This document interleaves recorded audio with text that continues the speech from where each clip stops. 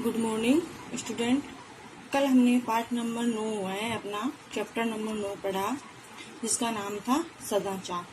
सदाचार है वो हमें कैसे निभाने चाहिए, सदाचार का पालन कैसे करना चाहिए, तो ये हमने पढ़ा था।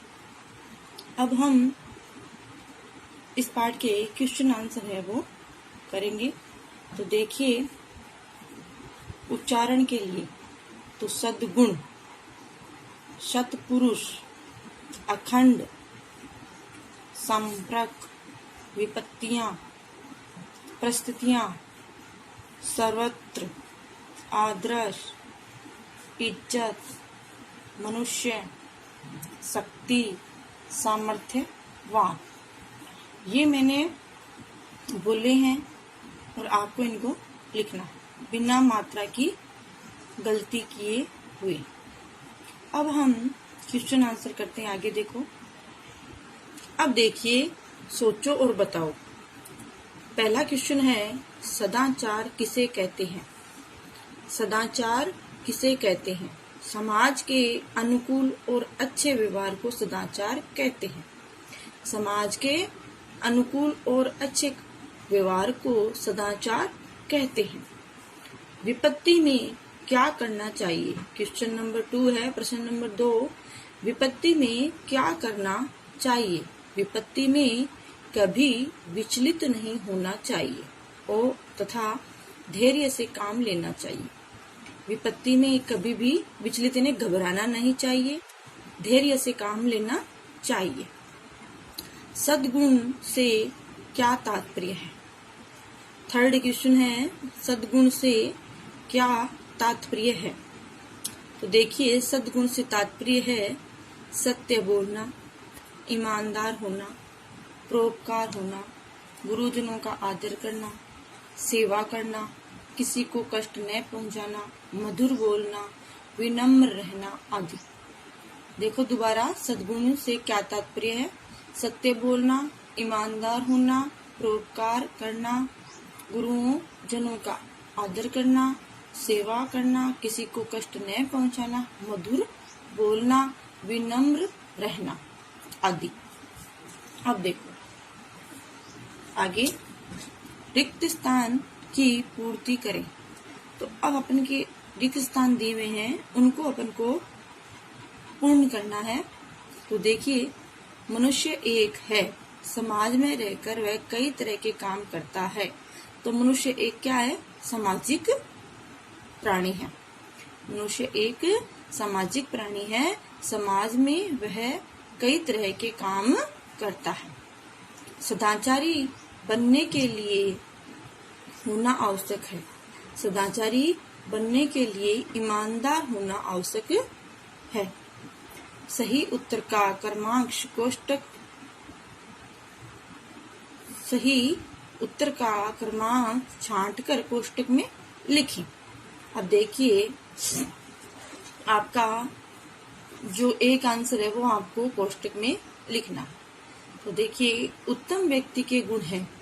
पहला है, उत्तम व्यक्ति के गुण है गुरुजनों का आदर करना, मधुर बोलना, विनम्र रहना, उपयुक्त सभी।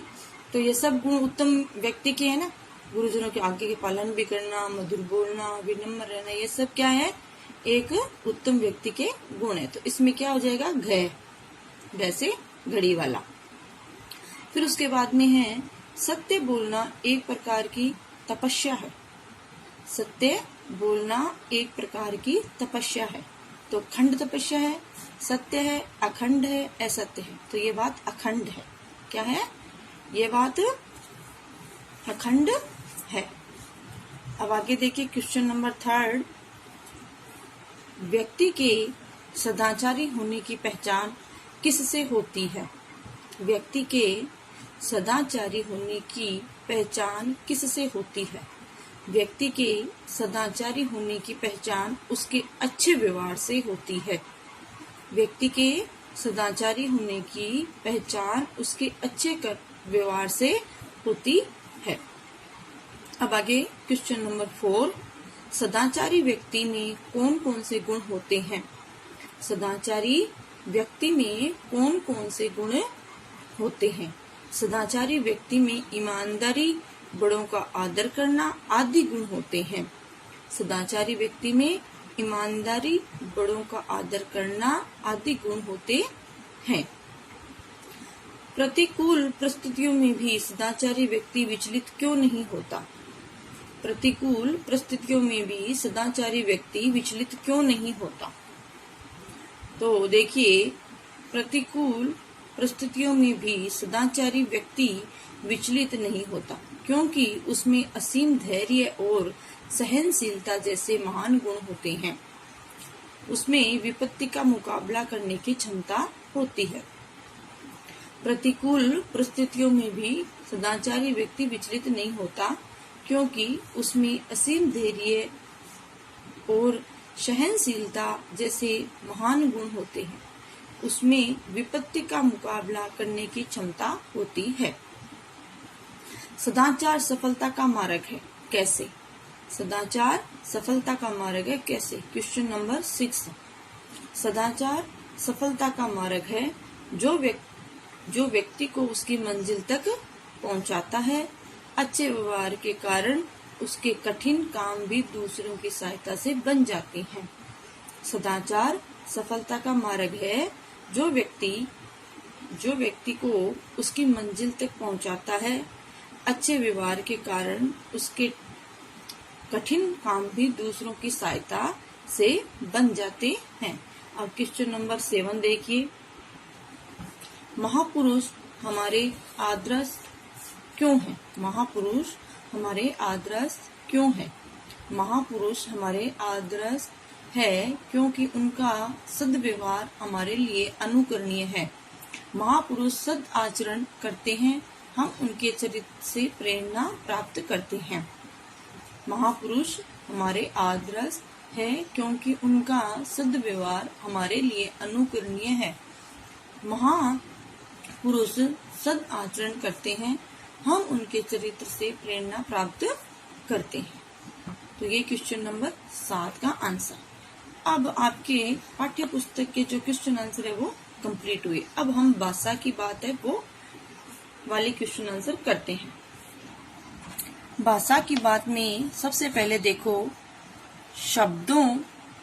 शब्दांशों और शब्दों को जोड़कर नए शब्द बनाएं और अर्थ जानें। जैसे अनु प्लस शासन यानी अनुशासन, अनु प्लस प्रेरणा अनुप्रेरणा, अनु प्लस रूप अनुरूप आदि। अब आपको इन शब्दों को क्या करना है?